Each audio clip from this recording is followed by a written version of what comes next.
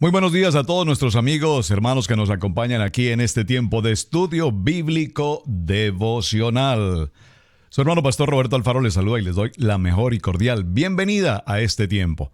Amar la palabra, aprender la palabra y vivir la palabra. Muy bien, a todos nuestros hermanos que nos acompañan a través de radiogenesis.tv y para quienes están conectados a través de Vivo para Cristo TV, allí en Suecia, en Estocolmo, para ustedes, bienvenidos.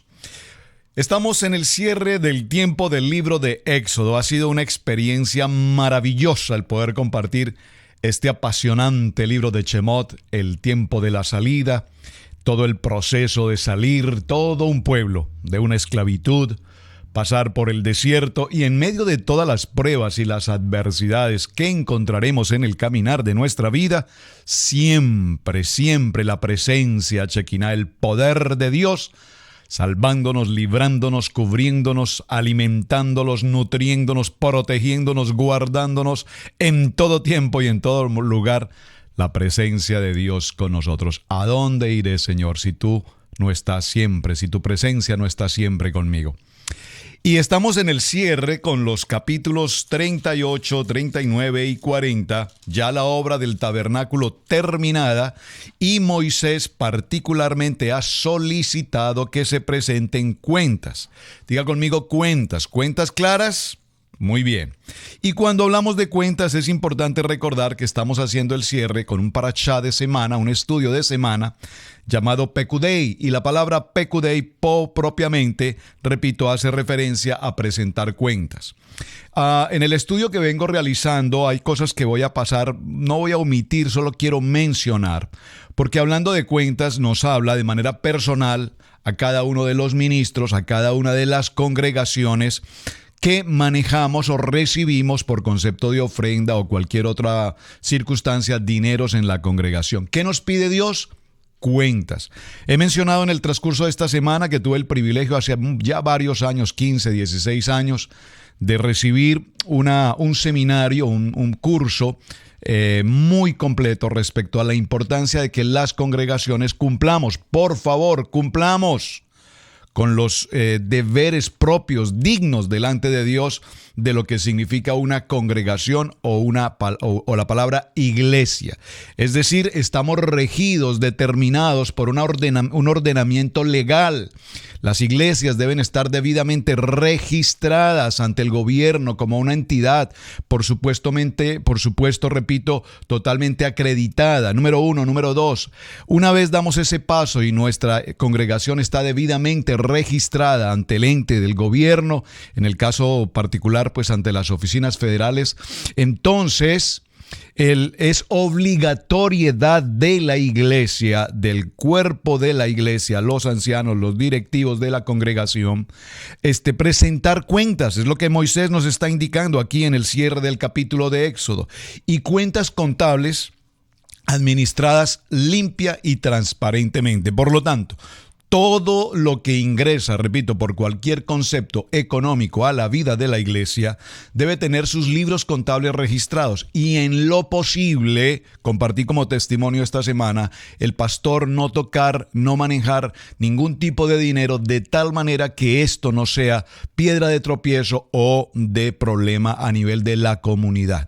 Para eso entonces la congregación sería lo más recomendable, tenga la presencia de una tercera persona, un contador particular, ajeno totalmente a la iglesia, quien una vez tengamos las cuentas bancarias determinadas, no a título personal, por favor, no a título del pastor, a título de la congregación como una entidad totalmente registrada, repito, entonces las cuentas de la iglesia estarán a nombre de la institución propiamente, de tal manera que los libros contables en todo esto haya absoluta claridad. Habría mucho tema, hay mucho tema que tratar sobre esto, pero no quiero realmente enfocarme particularmente en ese concepto, solo quiero que haya claridad para quienes nos escuchan, no solamente quienes se congregan, sino quienes dirigimos una congregación congregación, cuán importante es que tengamos conceptos claros respecto a lo que Moisés nos está indicando, la Biblia nos está indicando de cómo manejar adecuadamente nuestras cuentas. No es un tema de hoy, no es un tema moderno, no es un tema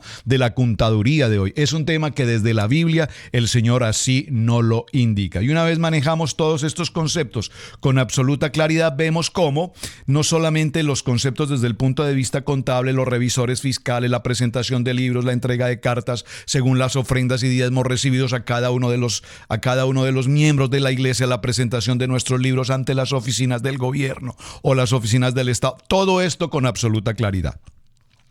Nosotros vemos en el capítulo 38, verso 24 de Éxodo este texto: el total del oro empleado para la obra en toda la obra del santuario, es decir, el oro de la ofrenda mecida, fue de 29 talentos y 730 ciclos según el ciclo del santuario.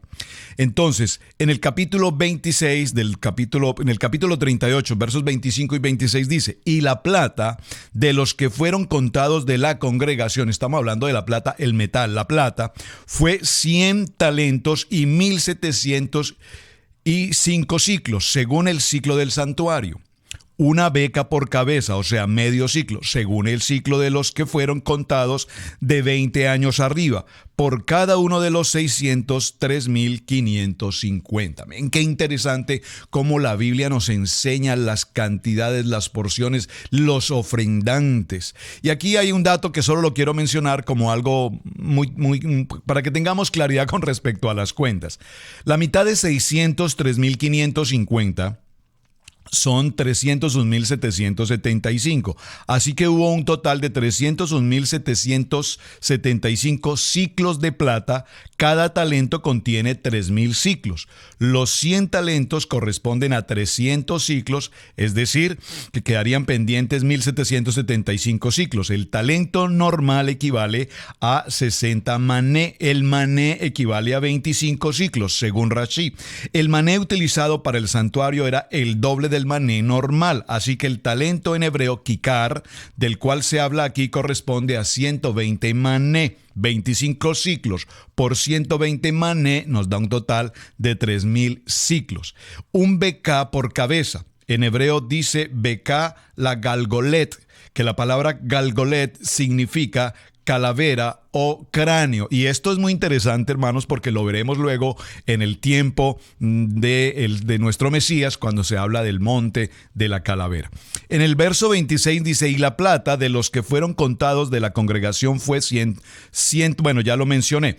Recuerden que esta palabra galgolé, que significa cráneo o calavera, de allí viene la palabra Gólgota, que es el lugar precisamente donde el Mesías.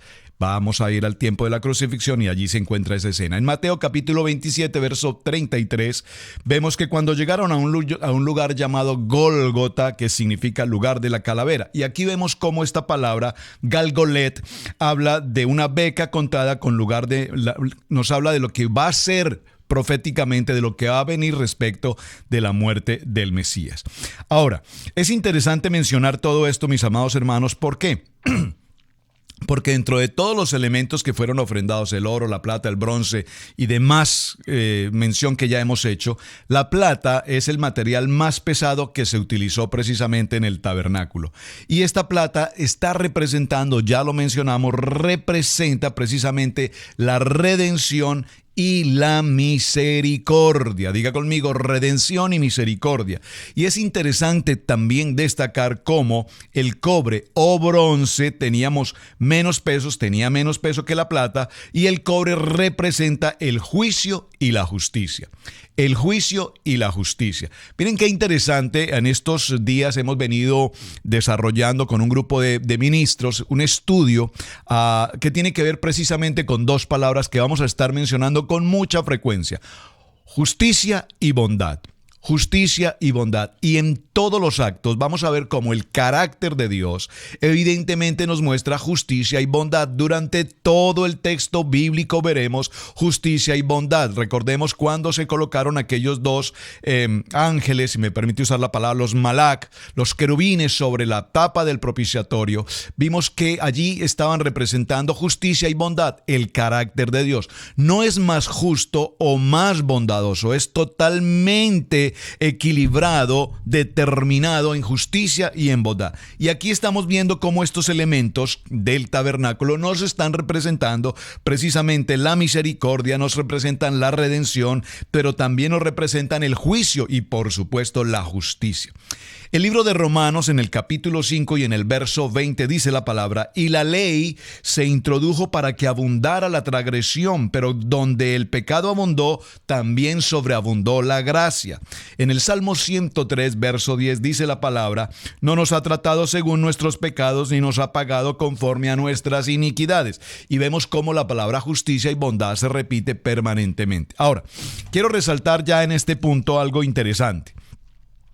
Recordemos que Dios determinó a una persona llamado Betzaleel, quien fue el coordinador, el manager general de toda la construcción y elaboración del tabernáculo. Recordemos que el arca de la propiciación, donde reposan los 10 mandamientos, el omer con el maná y la vara de Aarón, este elemento, este utensilio fue único y exclusivamente preparado precisamente por este hombre, que era un hombre sabio de corazón, un hombre que tenía los dones, el talento, los talentos que Dios le había entregado, y además era un hombre que tenía, repito, toda la gracia, el favor, permítame decirlo, la justicia y la bondad de Dios determinada en su corazón para que todo el trabajo del tabernáculo quedara al 100% según conforme Dios lo había mostrado a Moisés allí en la presencia del Padre. Ahora bien, ¿quién es este hombre Betzaleel? Una pregunta que me enviaron y voy a aprovechar para contestar un poco respecto a este tema. Betzaleel era hijo de Urí, hijo de Ur. ¿Quién era Ur? Recordemos que ustedes hicieron la tarea. ¿Quién era Ur? En aquel tiempo recordemos que Moisés, cuando entraron al desierto y vinieron las circunstancias de los amalecitas que los atacaron, recordemos que Moisés estaba sobre la cima de la montaña, Josué con sus hombres estaba enfrentando a aquellos amalec, y recuerden que mientras estaba Moisés en la montaña, ¿qué sucedía? En uno de sus brazos estaba ¿quién? Aarón, el sumo sacerdote, y en el otro de sus brazos estaba Ur. Este hombre, les dije, ténganlo muy presente porque va a ser extraordinariamente importante para cuando lleguemos al tiempo del cierre de Éxodo. Ur era el hombre encargado de la administración. Ur era el hombre encargado de la coordinación. Yo creo que la palabra más correcta es administración. Debe haber siempre un administrador. Me impresiona cómo hasta la construcción del tabernáculo no solamente tuvo un ingeniero, un manager general de la constructora, sino que además todo el proceso de Éxodo iba acompañado de un sacerdote en el tiempo de la oración y la intercesión. Número 2, de Ur, un hombre encargado de toda la administración. Número 3, un guerrero, un hombre de armas. ¿Quién era? Josué. Y número 4, Moisés, que era precisamente la cara visible, la conexión directa con nuestro Padre. Este hombre, Betzaleel, hijo de Urí, hijo de Ur, de la tribu de Judá, hizo todo lo que el Padre le había mandado precisamente a Moisés. Y en el parachá que estamos desarrollando es importante tener presente cómo precisamente Betzaleel se encarga de rendir cuentas respecto de toda la obra y la construcción del tabernáculo. Y vemos cómo Moisés le ordena que se haga un recuento de todo el material que ha sido utilizado, cada una de esas ofrendas. Recuerden que llegó un momento en que hubo tanta ofrenda disponible que hubo necesidad de decir no más. Como quisiera escuchar en esos canales de televisión que tenemos hoy recogiendo dineros y dineros y dineros, que dijeran hey, no más, por favor, no den más, es suficiente. Todo lo contrario, dame más, siembren más, pacten más. Aquí la Biblia nos enseña que hubo un momento en que Betzaleel con toda claridad llamó a Moisés y le dijo: Moisés, es más que suficiente suficiente lo que el pueblo ha dado. Por favor, diles que no ofrenden más, porque su corazón era limpio, no había un corazón de ambición, no había un corazón de enriquecimiento. Todo cuanto se tomaba era única y exclusivamente para la construcción del tabernáculo. Así es que tenemos que entender el concepto ofrenda. El concepto ofrenda no es yo doy 1,000 para que el Señor me envíe 10,000. Doy 10,000 para que el Señor me envíe 1,000,000. No se compran los milagros. No se compran las sanidades. No se negocia con Dios. Ténganlo claro, por favor, en su corazón. Por lo tanto, no se dejen manipular de esta situación. Dios es justicia y Dios es bondad. Y si Dios es justicia y Dios es bondad, Dios bendice a quien tiene que bendecir. Dios sanará a quien tiene que sanar, porque Dios conoce tu corazón tanto como conoce mi corazón. Pero a Dios no le compramos los favores. A Dios no le compramos ni la justicia y a Dios no le compramos mucho menos su bondad. Entonces este reporte financiero de la elaboración del tabernáculo nos narra en detalle y nos dice la cantidad de oro empleado de toda la obra es de 29 talentos y 730 siclos. Se han usado 100 talentos y 1,775 siclos de plata que corresponden a una beca por cabeza de 603,550 hombres contados de 20 años arriba. Los 100 talentos han sido usados para 100 basas de las tablas del santuario y las columnas del velo. Los 1,775 siclos se usaron para los ganchos y demás detalles de los pilares del atrio. La contribución del cobre fue de 70 talentos y 2,400 siclos, con el cual se hicieron las bases de los pilares para la entrada de la tienda y el altar y los utensilios, las bases de los pilares del atrio y su portal de todas las estacas. ¡Qué informe tan extraordinario y detallado! Y observe, en tan pocas palabras, pero absolutamente claro, en qué se invirtió cada ingreso financiero para la construcción del tabernáculo. Dígalo conmigo, cualquier parecido con la realidad. Muy bien. Y así sucesivamente. De la lana se han hecho vestiduras de encajes para el servicio del santuario. También se han hecho vestiduras para el sacerdote Aarón. Moshe dio la orden para rendir cuentas a todo el pueblo de cómo se había utilizado cada material donado para la obra del Eterno. Y no solamente al pueblo, sino que todos tuvieran claridad respecto a esta inversión. Esto nos enseña, mis amados hermanos, la importancia, dígalo conmigo, la importancia de que cualquier organización llamada iglesia o cualquier organización en cualquier sector de la industria del comercio deba tener absoluta claridad respecto al manejo de cuentas. Vean cómo, por ejemplo, el presidente de cada nación, el presidente en los Estados Unidos como en las demás naciones, anualmente presenta informe de sus actividades a lo largo de todo ese año. No solamente desde cada uno de los puntos, en el concepto comercial, en el concepto educativo, en el concepto de la política, en el concepto de las familias, en el concepto laboral, en cada uno de los ministerios que se ocupan en el estado del gobierno. Es muy importante todo esto. El libro de Números, particularmente, en el capítulo 16 y en el verso 15, dice: no he tomado de ellos ni un solo asno, ni le he hecho daño a ninguno de ellos. Aquí, ¿quién nos habla? Moisés, diciendo: Moisés podía haber reclamado el asno que usó para ir de Madián a Egipto cuando fue llamado a servir en la obra del Eterno. Éxodo capítulo 4, verso 20. Perdónenme que me cause cierta gracia esto, porque lo digo con todo amor y respeto, porque cuando el Señor nos bendice, yo lo puedo compartir como testimonio en un minuto. Teníamos un vehículo que de tanto uso y va y venir, y tenemos otra congregación a 2 horas de distancia, y va y viene, y cuántas millas va y cuántas millas viene, y no solamente una vez, a veces 2 o 3 veces por semana, según las situaciones, consumo de gasolina, neumáticos, cambios de aceite, mantenimiento en general, y llegó un momento en que el vehículo ya estaba bastante desgastado. Entonces yo recuerdo que yo dije: Señor, el vehículo que usamos, aparte de ser nuestro vehículo de familia, es un vehículo que está puesto para tu servicio, Dios. Es para tu servicio, es para el ministerio. Señor, te pido, por favor, permítenos cambiar este vehículo. Y el Señor nos contestó inmediatamente, de una manera sobrenatural. A los pocos días teníamos el nuevo vehículo, voy a decirlo como lo dice aquí el libro de Números, el nuevo asno de trabajo, el nuevo asno de trabajo, nuevo 0 millas, y empezamos a utilizarlo, va, viene, y en tan poco tiempo ya tenía nuevamente muchas millas. Entonces yo le dije un día a mi amada esposa, le dije: Pastora Pili, si ves, nuestro vehículo es un carro nuevo y ve en tan poco tiempo cómo se ha millado. Y me dice: no hay ningún problema, tú simplemente trabaja, tú simplemente míllalo, porque en el momento en que tenga demasiadas millas, el Señor nos lo cambiará y nos entregará nuevamente 0 millas. Yo quiero que tengamos claridad en esto. Nosotros no podemos hacer uso de lo que tenemos simplemente por beneficio personal, sino porque toda la gloria le pertenece a Él, y todo cuanto tenemos, desde esta camisa que tengo puesta, a cada estas cámaras, estos utensilios, estos micrófonos, todo ha sido dado por Él y todo le pertenece a Él. Y cuando tenemos claridad de que toda la bendición que tenemos es de Él y para Él, entonces Dios entregará con toda bendición esa bendición que tanto anhelamos. Ahora, dijimos entonces que este señor o este hombre Betzaleel fue escogido por el Eterno para dirigir toda la obra del tabernáculo, y mencionamos la importancia de su abuelo Ur, que fue precisamente quien acompañó a Moisés en el tiempo de Amalek. Quiero que haya claridad con respecto a esto.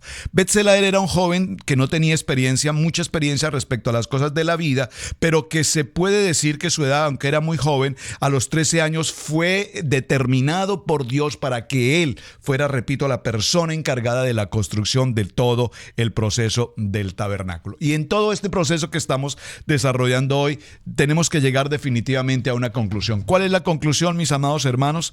Que el fundamento de todo cuanto el Señor bendiga a una congregación sea absolutamente claro y transparente para todos, no solamente los miembros de la congregación, sino que haya claridad para toda una comunidad respecto a cómo se invierten estos bienes. Usted observará, mi amado hermano, usted que es una persona que lee su Biblia, por favor, que lee su Biblia, que cuando nosotros leemos encontramos la historia, lo vimos ahora en el libro de Génesis, ¿de quiénes? Pues de los patriarcas Abraham, Isaac, Jacob, y vemos que la Biblia en ningún momento nos menciona a estos hombres como hombres de escasos recursos. Nunca nos menciona a hombres en la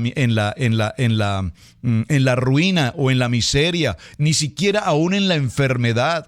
Nuestros patriarcas Abraham, Isaac y Jacob, sobre el fundamento de la palabra, dice que eran hombres extremadamente prósperos. Pero no solamente extremadamente prósperos en el sentido de hablar de dinero, prosperidad, sino que eran hombres dadivosos, eran hombres que compartían, eran hombres que entregaban, eran hombres que el Señor bendecía de manera extraordinaria, porque eran hombres que bendecían y bendecían y bendecían. Pero hoy tenemos un tan mal entendido con respecto a que el hombre de Dios, vean un ejemplo simple, y se me ocurre algo en este momento en mi corazón, solo para que tengamos claridad en el corazón de muchos de nosotros. Diga conmigo: necesito tener claridad en mi corazón. ¿Por qué? Si una persona se encuentra con una circunstancia de salud, alguna afección en su salud, o uno de sus hijos está pasando por algún tipo de problema emocional, ¿qué hacemos? Acudir al médico.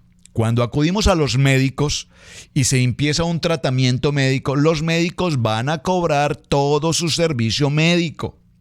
Las cuentas van a llegar, y no son cualquier cuenta. Si usted ha pasado por la experiencia, aquí en los Estados Unidos hemos pasado por, personalmente no, gracias a mi Señor, pero si usted ha estado en la circunstancia de estar en un hospital, notará cómo a usted lo reciben y le atienden, es una obligatoriedad, le van a atender, lo van a asistir, pero inmediatamente usted sale de allí, van a empezar a llegarles los biles con los cobros, y los cobros no son cualquier cosa, son cobros extremadamente altos.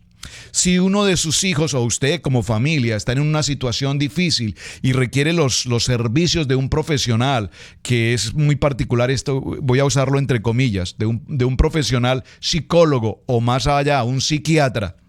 Cristianos que asistimos a los psicólogos o a los psiquiatras, lo pongo entre comillas para no entrar en el tema, pues va a tener que pasar por una terapia, por un tratamiento de unos cuantos meses, algunas sesiones, en las que el psicólogo, el psiquiatra le va a escuchar, le va a escuchar, le va a escuchar y al final le vas a decir, no te preocupes, vas a estar bien.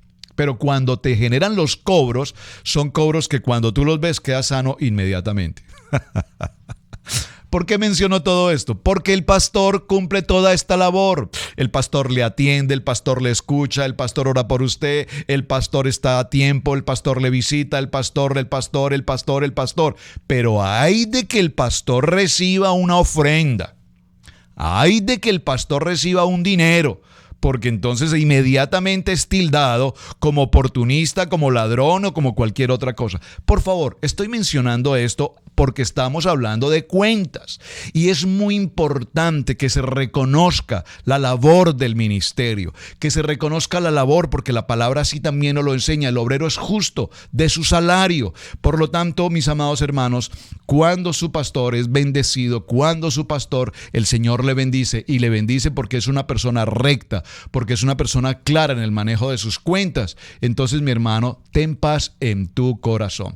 Lastimosamente escuchamos tantas frases allí a nuestros entornos, pero mire el carro del pastor, pero mire la casa del pastor, pero mire los zapatos del pastor, pero mire el vestido del pastor.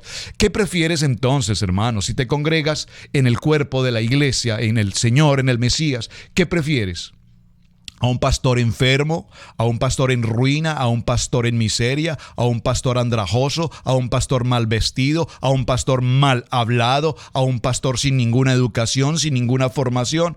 Debemos considerar, según estamos leyendo en nuestro cierre del libro de Éxodo, que para el Señor toda la gloria y toda la bendición, porque todo lo que nos rodea y todo lo que nos hace ser parte de este proceso es bendición, es para bendecir. Así es que la bendición, dígalo conmigo, viene por la obediencia. Hemos tenido que aprender esta frase a lo largo de muchos años y de muchos golpes también. Obedecer, obedecer, obedecer, obedecer.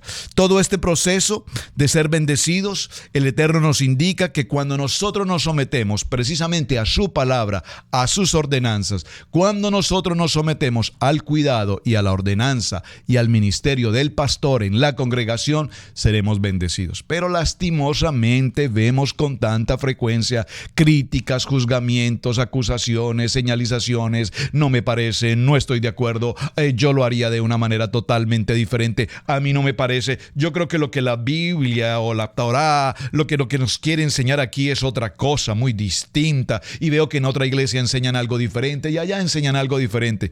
Me gusta la expresión que estamos estudiando con nuestro maestro, el hermano Rico, nos habla con absoluta claridad y nos dice, no crean nada de lo que yo les digo. Confróntenlo, vayan a la Biblia. Si yo les estoy dando un texto bíblico y veamos, por ejemplo, en el libro de Éxodo que estamos cerrando, en el capítulo 39, en el verso 43 dice, y Moisés examinó toda la obra y he aquí que le habían llevado a cabo tal como Hashem lo había ordenado, así lo había hecho y Moisés los bendijo. Usted está recibiendo este texto bíblico, yo lo estoy mencionando, capítulo 39 de Éxodo, verso 43, pues mi amado hermano, vaya a su Biblia, lea ese texto bíblico y confróntelo. Lo que el pastor Alfaro está leyendo, sí, es correcto, es bíblico. Yo he recibido mensajes de muchos de ustedes que me envían, pastor, el texto que usted mencionó en mi Biblia no corresponde, y yo he tenido que hacer la corrección. Gracias por escribirme. Realmente sí, leí un verso que no era el verso correspondiente. Mencioné el verso 39, 43 y leí el 44. Gracias por escribirme, porque usted tiene que confirmar. Por eso llamamos estudio bíblico devocional, para que usted conecte con la palabra, aprenda a amar la palabra, aprenda a vivir la palabra, y cuando entendemos todo este proceso, entonces sabemos que estamos desarrollando el proceso. Ahora, ya en el capítulo 40, recuerden que Éxodo tiene 40 capítulos y ¿cuántos versos? Muy bien, apréndanselo de una manera muy rápida. 1, 2, 1, 3, 1213 versículos. Gracias por contestar la tarea. Sumaron, buscaron y encontraron el resultado. Alguien me decía, pastor, me faltan 4 versículos. Hay que buscarlos. Aquí en el capítulo 40 del libro de Éxodo, veamos cómo nos dice en el verso 2, el primer día del mes Primero, levantarás el tabernáculo de la tienda de reunión. El mes de Abib o mes de Nisán es el mes de redención y también es el inicio del culto del santuario. Véalo por favor en Ezequiel capítulo 45 verso 18, Crónicas 29 3 y libro de Esdras capítulo 7 verso 3. Verso 9.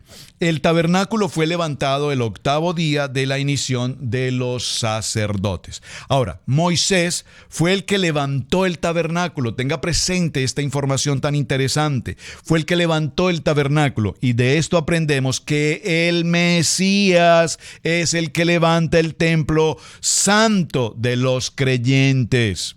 Por favor, Moshe tuvo el honor, el privilegio de levantar ese tabernáculo por no haber podido hacer ninguna labor en él. Según esta interpretación, ningún hombre había podido levantarlo por causa del peso de los maderos. Moshe pudo hacerlo porque el Eterno hizo un milagro y causó que el tabernáculo se levantara por sí mismo cuando Moshe intentó hacerlo. Libro de Éxodo capítulo 40, verso 18. Cerremos aquí.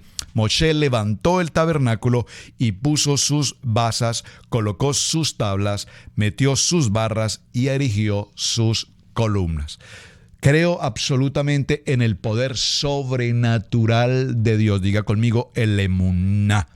La fe, no la fe racional, no la fe del entendimiento lógico, la fe sobrenatural. A esa fe nos referimos en el emuná en nuestros corazones. Mis amados hermanos, estamos a un día de hacer el cierre final, en nuestro cierre de este apasionante estudio del libro de Éxodo. Yo quiero desde ya agradecer a todos nuestros hermanos. Gracias por acompañarnos. Gracias por sus palabras. Siempre recibo bendiciones de parte de ustedes. Muchísimas gracias por sus inquietudes, por sus preguntas, por sus opiniones. Muchísimas gracias por compartir este video a tantas y tantas y tantas partes del mundo donde nunca jamás pensábamos llegar a tantas naciones. Gracias a su apoyo es la mejor manera como nos pueden apoyar. Visítenos en Radio Génesis 128 en nuestro canal de YouTube. Bendiciones, shalom, un muy buen día. Su hermano Pastor Roberto Alfaro les saluda.